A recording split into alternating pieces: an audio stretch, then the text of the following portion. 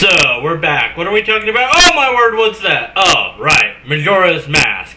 So, Majora's Mask was... I have mixed feelings about this one. I like the boss battles, and for better or worse, I did like the mask system, but I did have a problem with it, and that's that you spend a lot of time as the Deku Scrub, which really doesn't have a lot of power, and is pretty weak. It takes so long before you get the really cool masks. The water mask's absolute favorite, and you don't get to use that mask enough. The Goron mask also a really big favorite of mine. There's a lot of time travel in this one, as the moon's going to destroy this town. And that kind of is good and bad. It's good in the sense that I like time travel, and I like exploring the idea of using time travel in games. But it's bad because, well, unless you know how to save your gems and stuff, that you're going to lose your money and stuff. It kind of gets a little bit frustrating at first. So the learning curve is fairly steep. It's also a short game if you know how to beat it.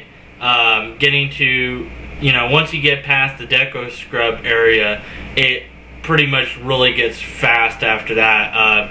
Every area has its own unique challenges, but there's really only 4 dungeons and 4 areas. Now, that doesn't mean it's a small game in the sense of, it doesn't matter how many dungeons you have. I'm not a dungeon counter. You could have one giant dungeon, and that would be fine, as long as there was enough to do in that dungeon. But you need a break.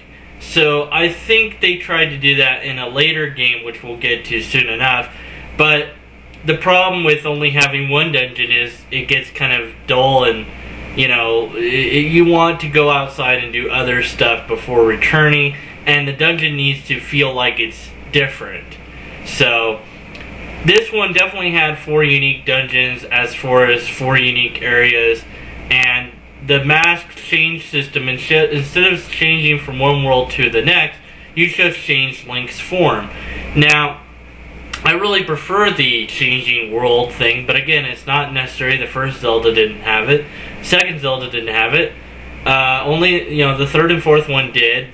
The Game Boy one didn't. So, you don't always have it, and it's not always going to be necessary to have. This one doesn't have the Triforce. It doesn't have Zelda. So, this one really stretches what a Zelda game is. This is really an adventure of Link. This is no longer about The Legend of Zelda. This is really Link's story.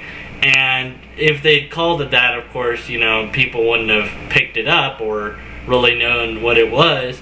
But it's Zelda in essence. It's also a sequel to Ocarina of Time. And again, we get into that whole split timeline deal because this is the kid Link having these adventures. So what happens to the adult Link? He doesn't ever exist, or I don't know. But at any rate, so this one, not a lot of people liked it. Like I said, I have mixed feelings about it. I enjoyed it, and I'll probably enjoy it again. If you're really looking for a laugh, there's that Majora's Mask Abridged series, which is just so hilarious. Of course, there's a Zelda Abridged series as well, which is hilarious as well. But Ocarina of Time Abridged. But at any rate, yeah, it was a good game. Not a huge fan.